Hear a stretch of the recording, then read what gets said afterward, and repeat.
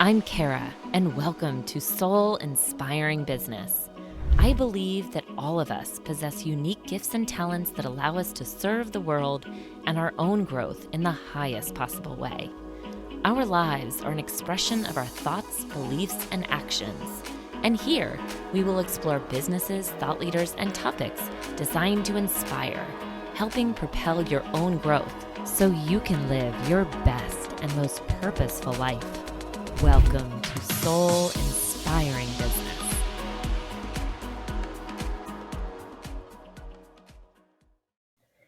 In today's episode, we talk about resilience and vulnerability as the keys to a heart-centered and growth-minded business with Vikram Deol.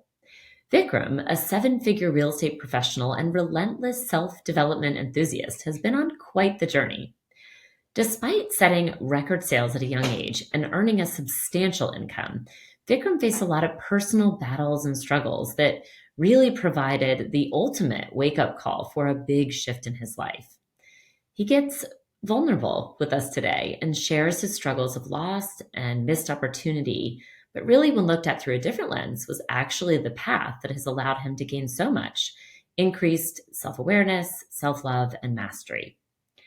And today, Vikram, after a brief respite from the industry, has returned to help real estate professionals sharpen and hone their own processes and systems, helping them build sustainable and saleable businesses through his company, the Real Estate Sales Academy. And Vic is not your ordinary coach, and he challenges his clients to not only grow their businesses but do it while also expanding in all areas of life. Because after all, what's the point of making an incredible income if you're not also growing with your family and in your health and in your own personal journey? So whether you are a real estate professional, a business owner, I think that you'll have a lot to get out of this episode. It's really a story that's really inspiring. So tune in with the one and only Vikram Deol, and it all starts now. I always say everything happens divine timing. And so I think there was reasons why our calendars didn't collide the way they were supposed to in the universe until just now. So I'm super pumped to be here. And look, we have matching shirts on. If you guys aren't on YouTube, we have a matching black shirt. We both got the memo. So I hope you guys are all wearing black shirts too today. What's going on? I'm super pumped to have this convo. Yeah, me as well. And I am excited to share, your story with our listeners. And we were talking a little pre-show about some of the things we're going to talk about. So you are in for a treat. But Vikram, so we've known each other. We got introduced a few years ago through some different masterminds, and actually some our business coach, Jen Cudmore. We have a mutual friend, Sharon Srivatsa. So and know each other sort of through this real estate space. And so for our listeners, you got the bio of Vikram from in the beginning, but he had this really incredible seven-figure business real estate team, really kind of kicking ass in the real estate space, and then decided to leave it all. Go, I don't know. That's what we're going to discover. And then after being gone, you've since come back and now are the owner of the Real Estate Sales Academy and really teach other people how to be successful in sales. So you've got a really fascinating story. I'll tell you and our listeners what I've always loved most about you. Oh no, is I should. I'm nervous. Get ready.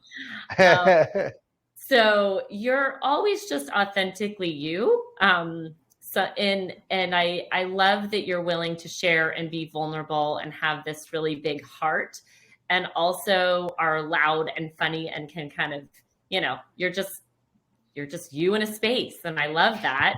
And that kind of heart and love in you is what I've known and seen in you. So we'll talk a little bit later about vulnerability in business, which I think I'd love to talk to you about that too. But let's start from the beginning. Let's start from you have this awesome team. You're doing super well financially, top of the world, would you say? A lot better then than I am now. Yes, 100%. Yes, it was the I say they were the good old days, but the best is still yet to come. And so I know that, there was good things about both, but the money was good, but there's other challenges that I was facing personally. Yeah. And so, yeah, share. I mean, what prompted you to leave that? Because many people wouldn't have that, I would say, courage in some ways. Or was it courage? What was it for you? It's probably stupidness, that having the wrong. I had a three strike rule. So I moved to Seattle. I got married. Seattle wasn't like my bucket list city, just because of the weather. Like I grew up in Central California in the deserts. It was 112 degrees in the shade 6 months out of the year. I wasn't built for the cold, I say. And so my ex-wife wanted to be close to her family in Canada. And when we got divorced, I don't know why I didn't leave. Like that's actually I've always gone back and I'm like, why did you stay in a place you didn't really have family? You didn't know anybody. You didn't have any friends. Like the couple of friends you had during the divorce, things got a little messy. My ex girlfriend and I, we flipped houses, and with one of our partners, one of our deals, we it was a really weird deal, but we took hard money, but somehow we got a second on it, and the note was lost, and so like we closed the deal, and I'm like, we're 40K short, and everybody's like, no, the numbers add up, and the ex-wife was supposed to be running the numbers, but she was more interested in like telling me how to, get the septic pump rebuilt instead of like doing what we had all like, everybody has a role. Mhm. And my role Yeah. was to be on the property site. My partner's role was to give money, give products, give expertise, right, help out. And then I got to list the home on the back end.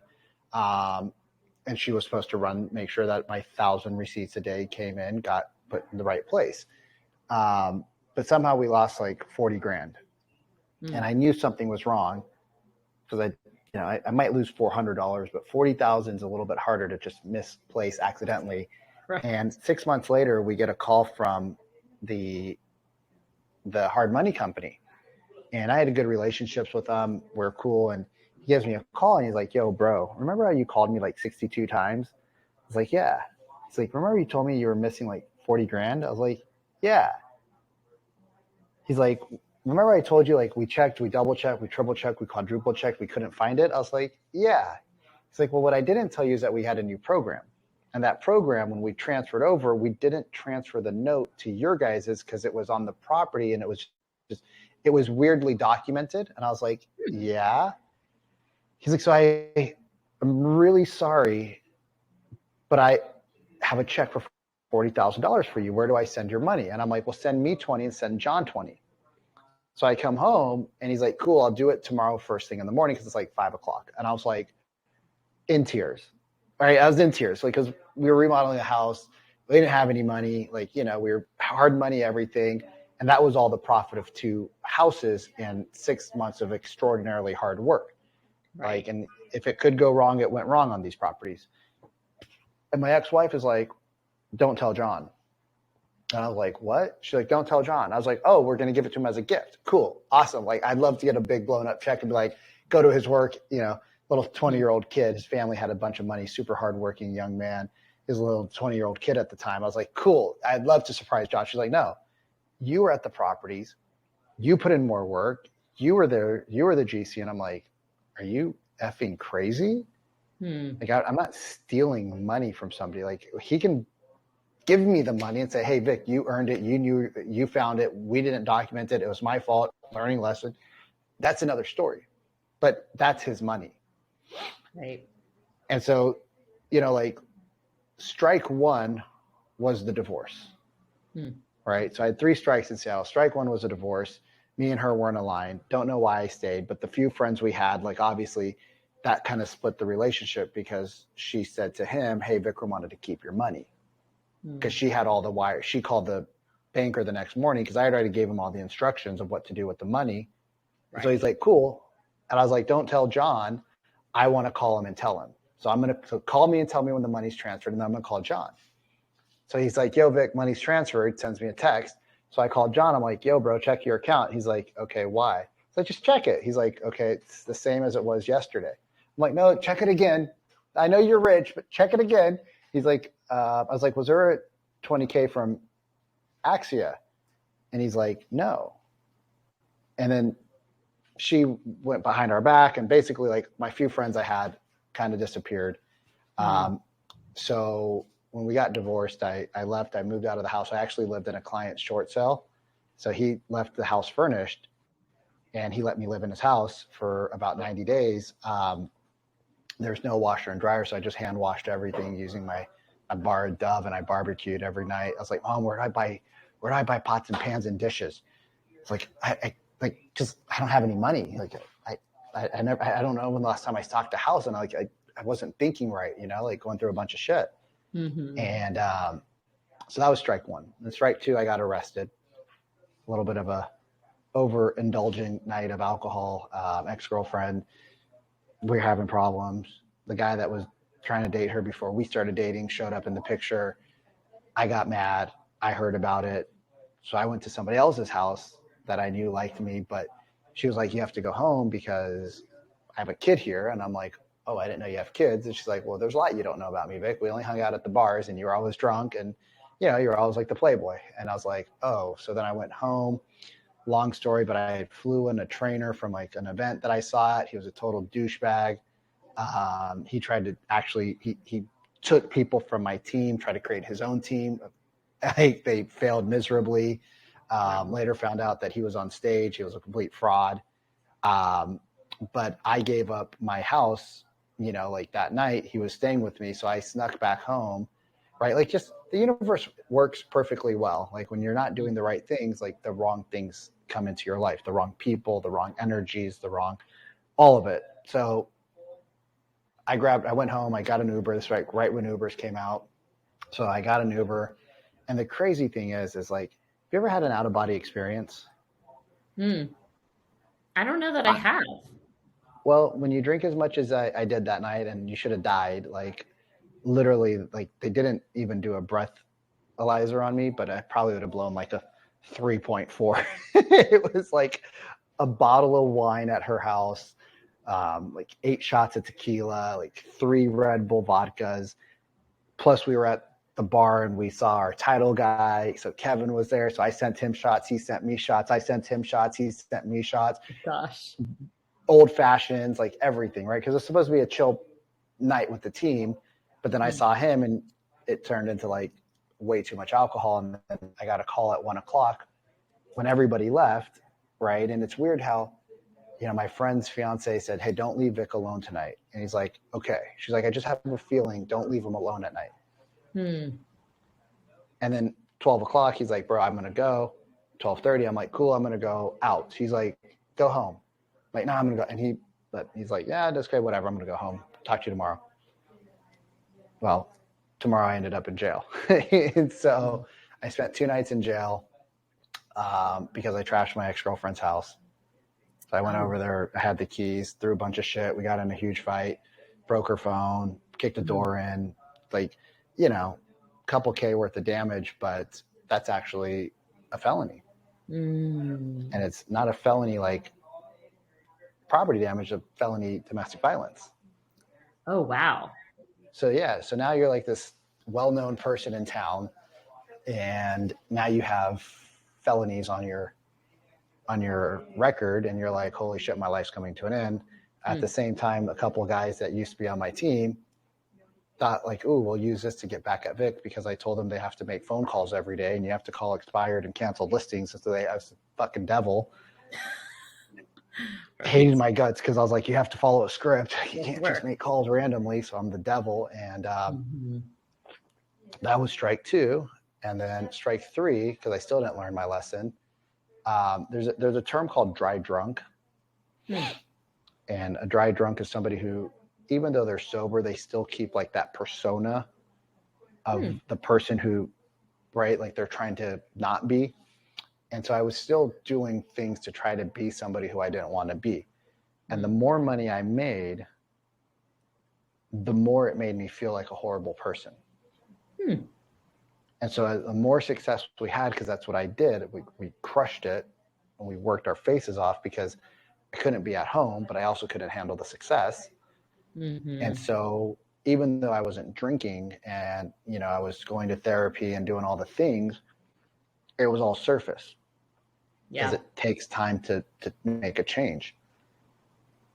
And so I, still wanted to be like this bigger than life agent. I wanted to be the biggest, baddest, like blah, blah, blah. One too many of the wrong conferences, one too many. Hey, how much money did you make? Hey, how many sales did you? Oh, we did 400 units. Oh, you only did 60. Oh, all right. And then I'll Mm-hmm. like, just a bunch of this, like, I call it big D energy, but Mm-hmm. that's not the right type of energy.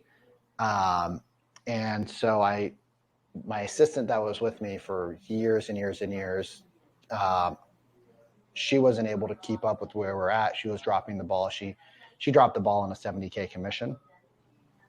Oh, And so we ate the commission, completed the deal, but nobody got paid. And I was like, hey, like, this is a big problem. Like, I can't take your salary for the year, but this is a problem. And so instead of doing it the right way, which was telling her what I was going to do so she could make an arrangement, I went mm-hmm. behind her back, brought somebody in. It was very shady. I still, it is what it is at this point, but it never felt good when I was doing it. And I knew it was bad. And then the person I brought in was a undercover alcoholic and pill popper. Oh, So she started wow. embezzling money. So we would go to grab the bottle of champagne, and guess what? One box was empty, two boxes are empty, three boxes are empty, four boxes are empty, five boxes are empty. And I was like, oh, well, this is interesting. I wonder if she wanted them into her office. And she's only with me for like 45 days or 60 days. And then every time we're supposed to have our Friday finance meet, where she was going to run the numbers and pull all the QuickBooks, like, because that's what I do with my old assistant. She was sick. She was this. She was that. Oh, I'm running late, right? So after a Mm. few weeks, then I went on vacation with my parents, and a couple checks bounced out of my personal account. I'm like, well, that's weird. Well, let me do a quick transferred some money, and then I got home and I checked the Gusto payroll, and I'm like, oh, well, that's why. Like every month there's 7 grand every 2 weeks there's 7 grand going out, but the 7 grand's going to her, right? Like five of it's going to her and zero of it came to me. Well, no wonder shit bounced because our payroll Wow. was averaging around 6 or 7. So she figured out what it was, and then she dumped in a couple of nice bonuses because those came out of the business account. Like, so she was like never wanting to show me the books because she was drugged. And so Right. that was third strike. So I started doing Tony Robbins. Funny, she was the one who introduced us to a live Tony Robbins event. So I went to a Tony Robbins event, fell in love, bought into his live event, joined the Platinum Partnership, started going to the events, and I was like, there's got to be a bigger purpose for my life that I'm not fulfilling. So about 6 months into it, after doing about 10 events, I left. I came home. It was towards the end of the year. Came home after a date with Destiny, and I talked to my team. I said, "Hey guys, we're shutting down in the next 6 months." Mm. And they're like, "Ah, ha, ha. Where's our Christmas bonus?" I'm like, "Here's your bonuses, but like we're ramping down, and I'm getting out of the business." And I said, like, I'd love for you guys to stick around. I'll still support if somebody wants to help take over. Like, let's bring in somebody, like, whatever you guys need. I'll fly up here once a month. But basically, nobody wanted to step up. And, we like 50, 60 million bucks in that year. Nobody wanted to. So we just started closing out business. And middle of that year, we just shut down. Wow. Wow.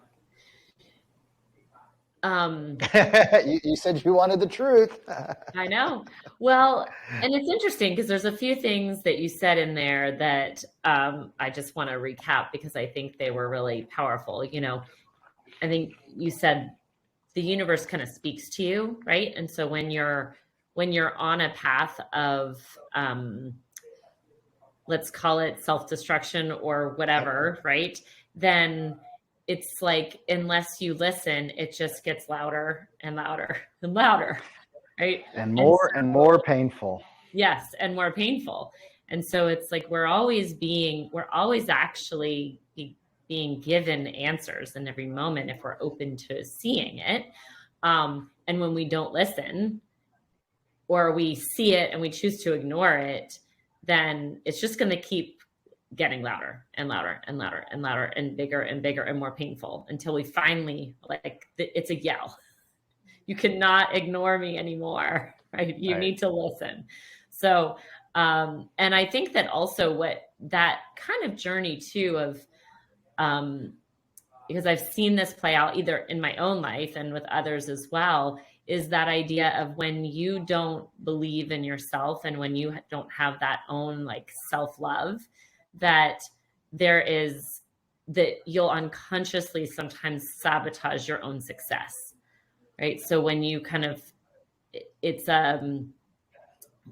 when you don't have that like worthiness from truly like within, and it's outside, so it's looking for the bigger, the more money, the status to provide that, then I think there is sometimes this just like unconsciousness that happens where we just tend to, because we don't believe we're worthy, will sabotage all that we're building, not knowing that we're doing it. Kind of And interesting. Would sometimes you? you know. Hmm. Yeah. Sometimes you know, but you still do because you know that like this isn't smart. Like this, like, there's probably a better way, but you also at certain times in your life you're just so tired Mm-hmm. of feeling a certain way. Like I can't keep coming home and sitting on the couch alone, looking out at the world, wondering why am I like what's the purpose of this, right? Like why am I doing this? Like why am I supposed to be here? Am I supposed to be at this spot? Like why don't I have what all the other people have? Like you just get tired of the questions and you're like, Mm-hmm. okay, I'm just gonna run from it, Mm-hmm. right? But you don't know you're running, but you just the noise becomes so much that what used to be a not that big of a deal, like when I was at Tony Robbins, he says if you have a cut on your arm and it turns into an infection, well, when it's a cut, somebody touches it, ow, but it's an infection, somebody breathes on it, you're like, ah. Mm-hmm. But if it's a normal arm, you could get punched, you can hit a wall, and you're like, no big deal.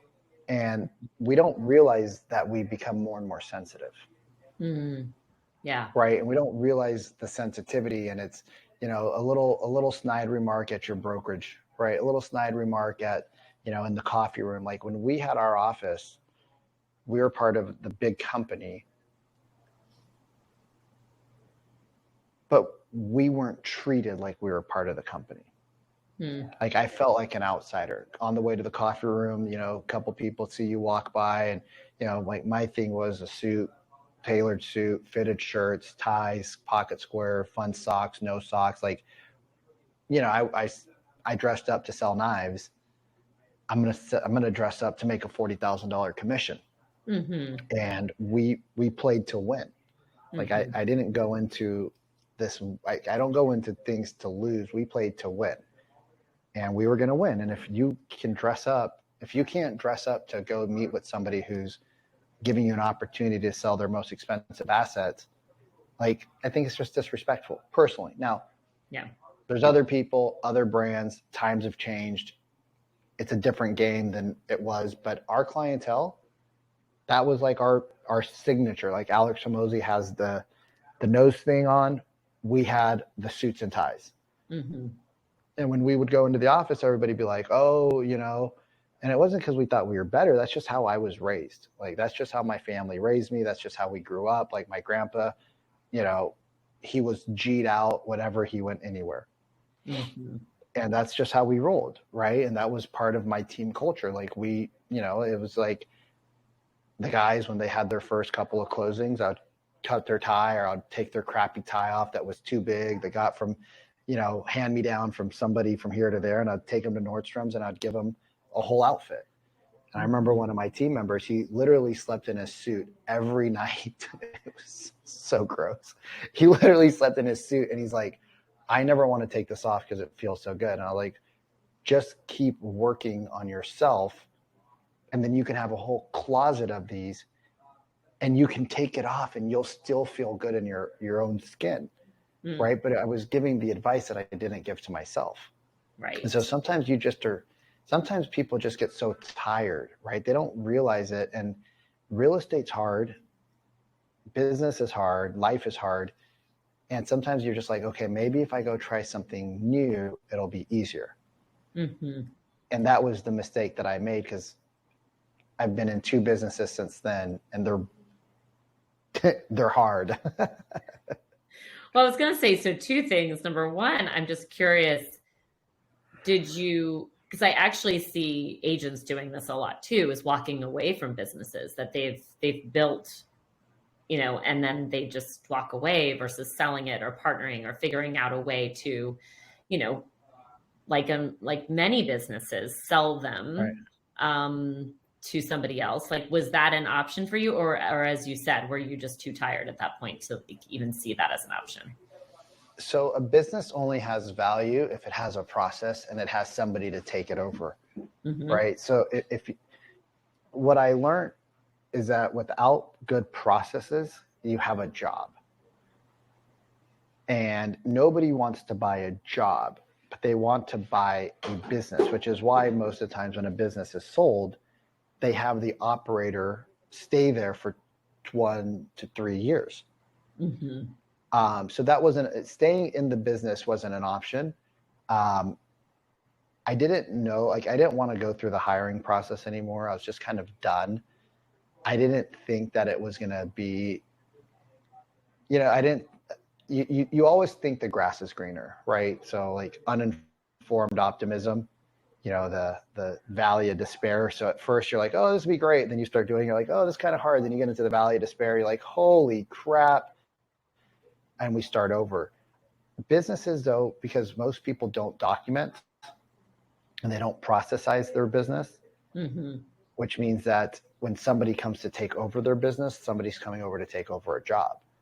So it has very low external value. Hmm. Now, I did keep a book. I did keep my book of business, so I still own that. I had another agent on my team who worked it very subparly for a few years, but yeah, that brought in a couple deals a year. So that was cool. Like, and now that arrangement's done. So I still have my 4,000 leads, 5,000 leads. I still have my 300 clients that we served, and we served at a very high level. Like some people talk about servicing, like a lot of agents talk about things, but when you actually ask them to demonstrate what do they do that makes their client experience the best, they're like, well, we, we do well, and they can't, if you can't describe what you do, just don't say it, right? Hmm. Because if I ask you what makes you different than Kara's business, and you're like, well, I give my clients a high level of attention. Well, she doesn't. Well, no, she probably does too. So how does that differentiate you? Hmm. Right? Like if you can't show me or at least describe to me. So we had a transaction coordinator dedicated to our team. We did all these things, but there was there wasn't really an opportunity to sell it because I wanted to try to keep the two or three agents that I had alive Hmm. because I felt like they were, like they're kind of like your family. Um, and I just expected one of the guys that, he was turning out 40, 30, 25 to 30 deals a year. I just thought he would pick up full time and he would just do 40 to 50.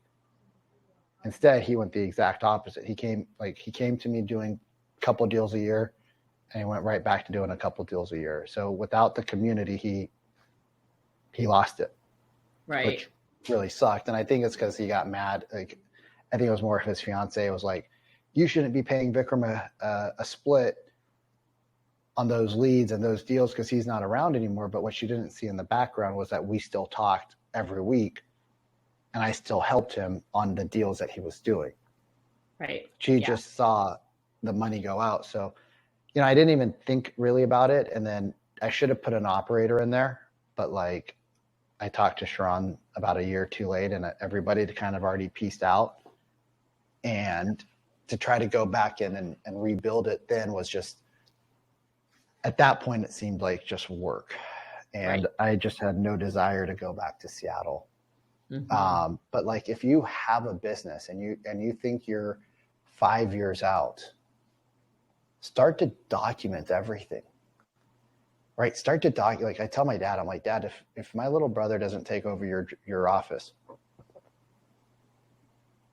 and he decides in 2 years, you might not have a whatever $1 million check on the table, because now they know your passion for the business is gone, because the only reason why you're staying is because of him. Hmm. But if he decides not to take it over and they catch wind of it, right? So like, you're doing everything, start to write it down. But he's like, son, I've been doing this for 50 years. It's working, and I'm tired. And I Hmm. think a lot of people, when they get to that point, they're just too tired. So if you're thinking about it, just start to write down everything you do. Okay, when we get this, we do this. When we do this, we do that. When we do this, and it doesn't have to be sexy and fancy like like a presentation. It just has to be a like ugly Google Doc. Yeah. Yeah. And now you have some systems and processes, and then start looking for somebody to groom to take over. Because if you can have them stick around when the new buyer comes in, now you have a business that's a sellable asset. But if Yeah. it still rides on you, and then you leave and there goes 40% of the business, well, there goes 40, that's actually 80% of the value. Yeah. And I think you're exactly right. I think some of it is um, by the time people think about it, they're too tired. So if Yeah. you can plan ahead and think, okay, 5, 10 years down the road, this is where I see myself, then start backing into that when you've got the energy, when you haven't lost that. And the most successful businesses or transitions, to your point, are typically where there is an overlap of the two, where there's kind of a handoff. Mm-hmm. Because also you've got to establish trust from, especially in a relationship business, from Yeah. one person to the next. And so they have to see the trust kind of handoff. And it's versus just kind of peace out, I'm out, and trying to sell a business without any kind of overlap. So, um, really good points there. I bet you'd be a good person for people to reach out to too, if they're thinking about, that. Well, and Um, the other but problem is people don't want to pay for your mistakes. So they think that what you're going to offer them is going to be, people think, okay, I hired somebody, they should be able to tell me to do they should be able to figure it out for me, but you still have to do the work. yeah, yeah, you still got to, document the systems, right? Put together the Yeah. processes. Yeah. Um, so taking us through, so that happened, then you leave. What happens? And Yep. now you're back, right? Like you decided to get back into real estate. So talk to us about that journey and how you came to that. So I left real estate somehow or the other. So one of the reasons that I left real estate was because my family hadn't really had a family gathering together with everybody in about a decade. And so as I was going through these events, I'm alone. I feel alone. My older brother was alone. He felt alone. My younger brother was kind of like doing his own thing. The brothers didn't talk. Our family wasn't really a family. And I said, if I'm going to try to have a family of my own, I'm going to carry this generational trauma into my new family. Hmm. So I was like, all right, let me get back to California. Let's try to work on my parents' relationship. Because if me and my dad become better, then that opens up a door for the other siblings to start to slowly work on that relationship. And me and my dad, I'm 42. We've spent 25% of our life not talking to each other. Hmm. Right? Wow. He spent 35% of his life not talking to his eldest son. So like, that was something that was kind of like a non-negotiable. And when I left real estate, like you said, money wasn't an issue. Paid off car, zero debt, didn't have a crazy lifestyle. Like, everything that I wanted, I'd already bought. Didn't need to go buy clothes and a bunch of frivolous shit. Like, I didn't need to try to prove myself there. So I could have just lived off of my savings for years and been fine, especially with the deals that kept coming in. And but somehow me and my dad talked me into opening up an Osteo Strong, which is a great business, but great service, but a tough business, and especially when your heart's not really into it. Mm. And so me and my dad opened the business. We end up fighting a lot more. But somehow or the other, towards the end, we, especially like after 2 years, like some of the emails, if you saw, like, oof, nasty, like Mm. nasty grams, just stuff you wouldn't say to anybody, but leave alone like a father to a son. But somehow at the end, we kind of figured it out. And I always remembered, like going to the Tony Robbins, going to like all these events and going to these different places in therapy. It's people don't change. You change, and then they change because you see them differently. Mm. And so I was like, you know what? My dad's doing the best that he can, right? And I started to see him differently. And what happened is that he stayed the same, but the way I react to him changed. Mm. And the way I reacted to my brother changed. And the way that I acted to my mom changed. And the way that I reacted to our household changed. And the triggers that used to trigger me started to trigger less and less and less and less. And the fights and the blowouts and the I hate you and the F yous, like, I just don't do that stuff anymore. Mm. Yeah, I'm 37 years old. Like, why am I having these blowouts still? Right? Mm-hmm. Why does it matter what he says? Like, that's, at some point he's going to go away, and I'm going to be stuck here still angry at the guy for what he did when I was in 7th grade. Like, Mm-hmm. what? It's crazy. And now my family's like, we have family WhatsApp, like during the 2024 life planning session that I wrote down, it was, let's have one trip to Mexico as a family with all the generations there, including my brother and his wife and his child, right? Like the first grandkid of our family. And, like last week, my parents were in Mexico, and my older brother and my dad were talking in the WhatsApp group. And they were talking about, like, remember when we were in Mexico? My dad's like, yeah, we were in Cabo. They're like, no, we're in Puerto Vallarta. No, we're in Cabo. And they're going back and forth. I was like, well, hey, why don't we just go drop in at Puerto Vallarta and go to Cabo next year? And they're like, that would be awesome. But that wasn't possible 2 years ago. Mm-hmm.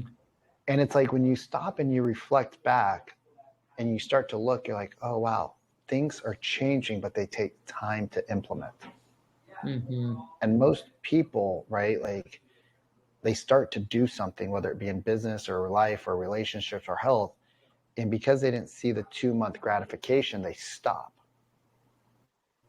But it's like, remember when you learned how to surf? Yeah, how long did it take you? It took me years. And you're still learning, right? So why would you expect business to become faster? Mm-hmm. Why would you expect your relationship with your wife or your kid or your dog or your child to change quicker? And we forget that. And it's like, we want everything to happen so fast. Well, I paid you $5,000. Okay.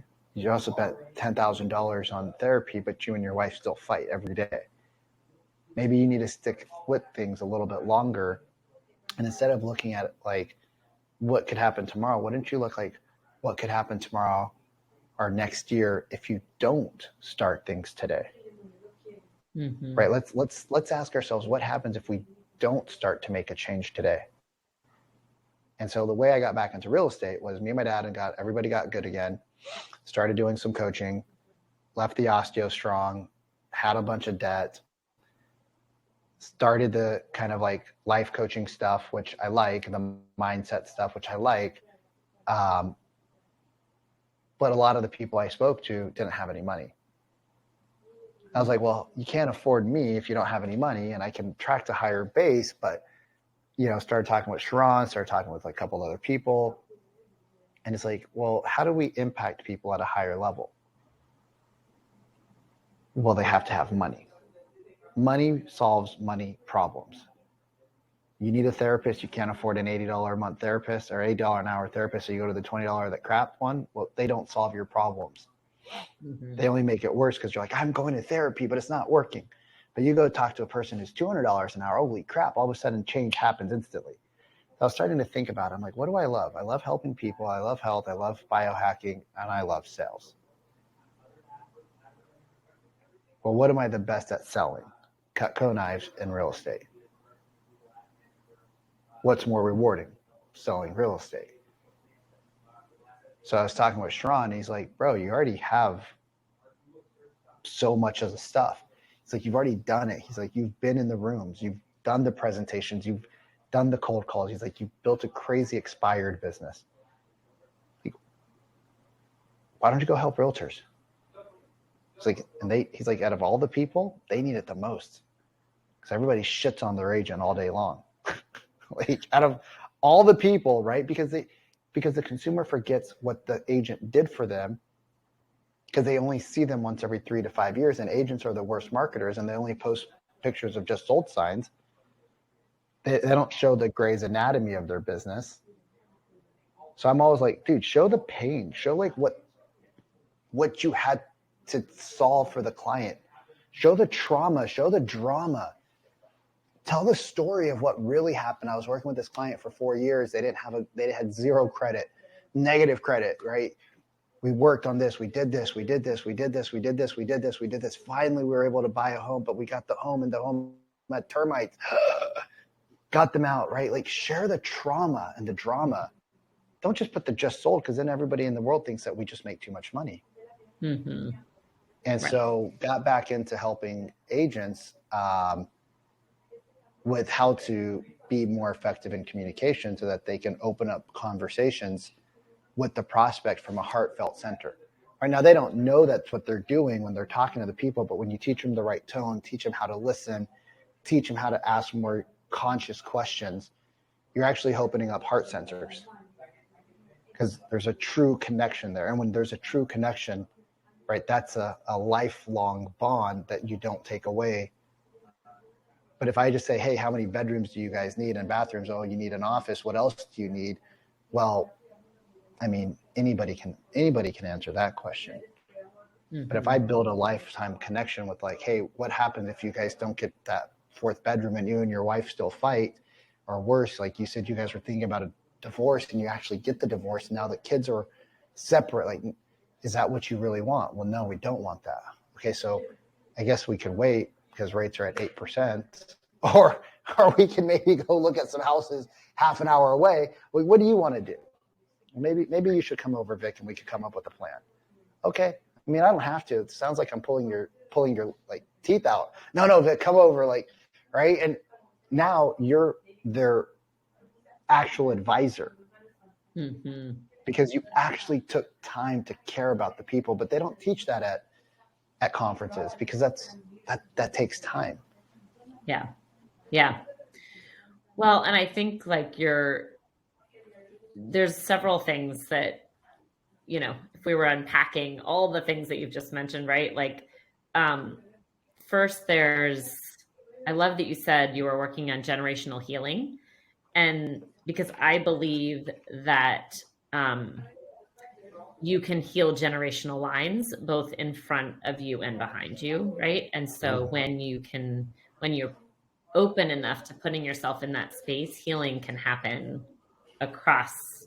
I mean, it's incredibly powerful. And one of the things that we've actually just been talking on the podcast, actually at this very time and kind of closing out the year, was the book, and you probably are familiar with this book, but The 4 Agreements by Don Miguel Ruiz, right? And so not taking things personally, one of the agreements, which is so, I mean, we take everything personal. Most people, when living their lives, take everything personal. So sensitive.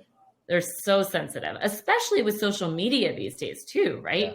You get a comment and it's whether it's negative or positive, it affects your day in a highly positive way or a highly negative way. And it's like when you live your life that way, you're basically a yo-yo. You are yo-yoing around from one extreme to another based on your last experience with somebody. What a tragic way to live if we can see it that way. That our state of being can be so manipulated from moment to moment by what another person says. Why are we giving them that much power, right? So I think like those things that you've talked about have really kind of, it's like we talk about the journey and the entrepreneurial journey, the life journey that brings you now to this place where you're able to be grounded and rooted in who you are as a business owner and as an entrepreneur. And as a way to, I think that what you're speaking to, especially when it relates to sales, is really the magic of being able to give people presence, give your clients real presence. And when you Mm-hmm. can and that's when it kind of unlocks, like you were saying, that kind of soul powered conversation, that heart to heart conversation, when you can be truly present, not necessarily trying to manipulate things one way or the other, but knowing how to have a conversation that gets at the root of whatever it is that other person is going through, wants, desires, and knowing, maybe when to tell them maybe it's not right, or maybe, and when it is right. But it's like, how do we get there? And Right. you can only get there when I think you're more fully aligned in your own presence, so you can be fully present for another being, but also, um, people can feel that vulnerability and that heart centered open. When that's open in you and open truly to helping the other, then I think people can feel that on a subconscious level, and then they're willing Yeah. to share with you more vulnerably. Well, we call it, the trust report influence sales method using conscious communication. And Mm-hmm. we are also unconscious, right? Like you said, you're a yo-yo. Somebody gives you a good comment, I'm on top of the world. Bad comment, good comment, bad comment, pop, pop, pop. But you're a ping pong ball all day long, just getting smacked around.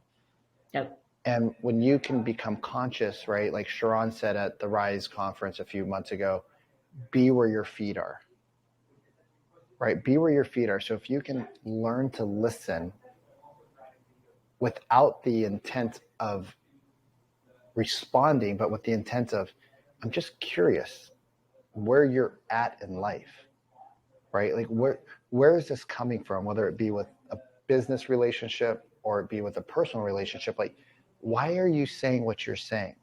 Right? There's people that walk around and they're on their phones all day long. They don't even pay attention to see that their significant other or their child is walking around sulking. They're not even aware of that because they're so busy being busy, right? And I've learned a lot from my dad. I've learned a lot from this industry, but we're so busy working to take care of the people we love that we neglect the people we love to take care of the people that don't even appreciate what we're doing for them. Yeah. And it's like, hold on, pause. Why are you taking the call at 8:30 at night every night of the week? Well, because I'm available 24/7. Okay, and why are you doing that? Like, what's the reason why you want to be available 24/7? Well, because I want my clients to know that I'm available for them. Okay, and who are you doing this for? Well, I'm doing it for my kids.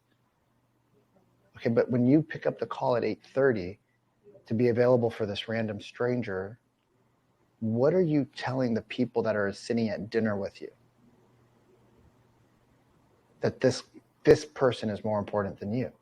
Well, that's what pays the bills. Okay, but if you taught them to call you at 7 instead of 8:30, would they? I mean, shit, the people are at home for the Cox Cable Company. The whole day, they take the whole day off of work to get internet and cable installed. They take the whole day off for the TV to be installed. They take the whole day off, right? The whole day off. They can't take an hour and a half earlier to call you at 7 versus 8:30. Like, do you have to take the call? Mm-hmm. And if that's your unique selling proposition that I'm available 24 hours a day, well, then I want to be able to talk to you at 12 o'clock at night. Well, no, that's unreasonable. It's the same thing. You said you're available whenever the client wants you. So I'm going to go to a trip. I'm going to go to Hong Kong. I'm going to call you at 12 o'clock at night.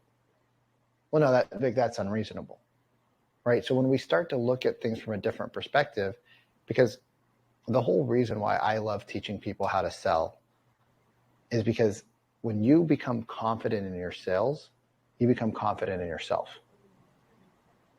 And all of a sudden you're like, why am I taking calls at 8:30 at night? Like a-hole doesn't want to work with me. There's 15 other people that are ready to rock and roll. So no, I'm going to set a boundary. I'm going to set a, not for them, but for me. Yeah. Now, if it's a multiple offer situation, it's a weird, crazy market. I get it. There's circumstances, and then that's communication you have to have with the family. Or you just have to be okay letting a couple deals slip and slide and go away. Because what's the point of working yourself to, like, the agent community is one of the most unhealthy.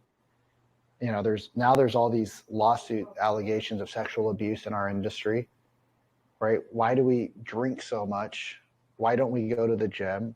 Mm-hmm. Why don't we sit down and meditate? I don't have time. I don't have time. What do you mean you don't have time? Right? Like, maybe realtors just attract people that are going through really shitty times of existence in our humanity. Like, it attracts all the people whose souls need to be punched in the face a few times. Like, maybe that's the case, but I think we allow that because that's what somebody told us that you need to do to be successful. Yeah. But I think it's exact opposite. Yeah. And I think what you're also speaking to is, I think there's a lot of people that don't know how to run a business, because most people get into sales or real estate not understanding that it's a business, not understanding that there are, expenses that go out, that part of running in a business is investing a bit in a business. I mean, I used to, as you know, I used to run several offices and train agents. And I remember, talking to them, I was like, listen, if you were going to open up an ice cream shop, right, you'd have to get a storefront, you'd have to invest in marketing, you'd have to probably have investors or figure out some kind of way to get a business loan. Yeah. You got to let people know that you're in business and spend money to make money. Smart, have 3 employees. Right. So at least. Why? And so real estate from that standpoint is great, because you don't have to have the storefront. You don't have, there are many things you don't have to have, but you do have to invest in the business. And that's where when people just see a commission, they don't see all the other things that go into it. Right. Like most businesses, because we don't just a low barrier of entry that way. Right. Yeah. So, but, gosh, there's so many. I mean, I feel like we could just keep going and going and going. I do want to ask just one other question, and maybe we'll have to have a part 2 to have you come back and talk more about soul powered conversations. But so 2 things actually. Number 1, I am curious, what is it for you? Like right now, you're in the Dominican, you've been living in Colombia, and you're running this real estate sales academy because you've got this awesome mission. And I think you're really, really good at helping people in sales. And I think that anybody that's listening that maybe needs to hone their skills or looking for, Vikram's your guy. But I'm curious, what is it that you do now to keep you centered or grounded, or how do you find inspiration? I don't know that I find inspiration. I think I'm just inspired. Right? Like, I'm inspired by becoming better and learning. And, we live in a world where the information is abundant. But with that, we have to have better, like, to me, it's like, okay, there's so much information. How do I sift out the noise? Right? Like, how do I have a list of things that I'm not willing to participate in anymore bigger than the things that I'm willing to participate in? Right? Mm-hmm. So for me, and everybody's different. So I don't have kids right now. So I say right now because I know they're coming, like probably hopefully sooner than later. But, knees ain't going to keep up as long as I'd like them to. But to me, like, I find inspiration in the same things that I found inspiration as a kid, seeing people smile, taking time in the middle of the day to do something for me, right? Like, isn't that why we got into entrepreneurship, so that we could go to a 10 o'clock yoga class? Isn't that what we expected when we got into being an entrepreneur, that we would have some sort of time freedom? Now, am I going to do a 14-hour morning routine? Probably not.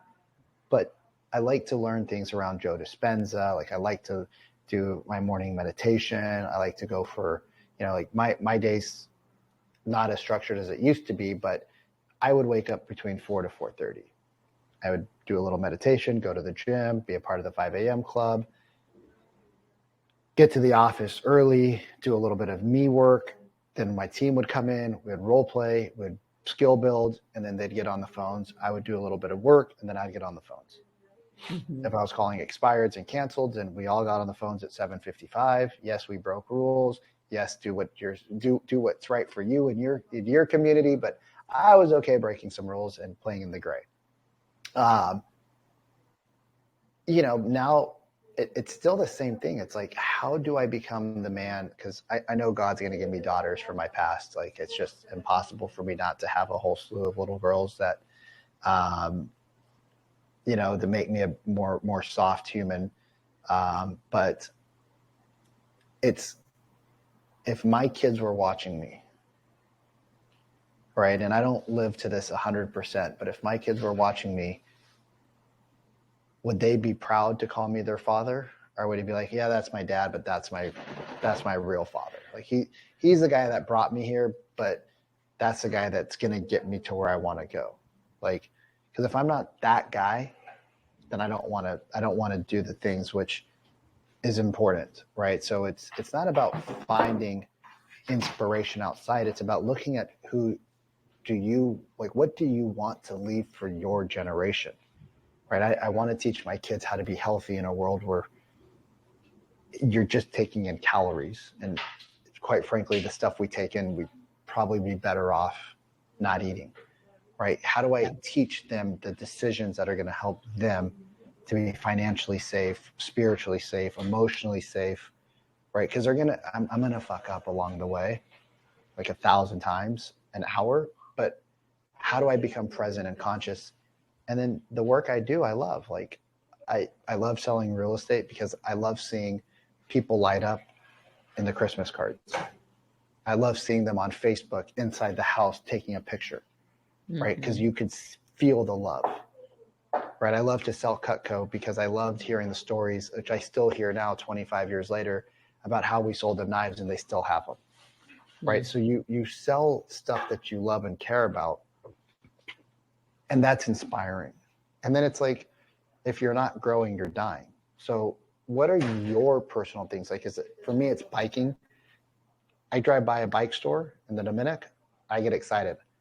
I'm like, guys, can we stop at the bike store? Can we stop at the bike store? Please, please, please, please, please, please, please. They're like, Vic, how do you get so excited about a bike store? You're not even buying the bikes. I'm like, I know, but I just get excited to touch them.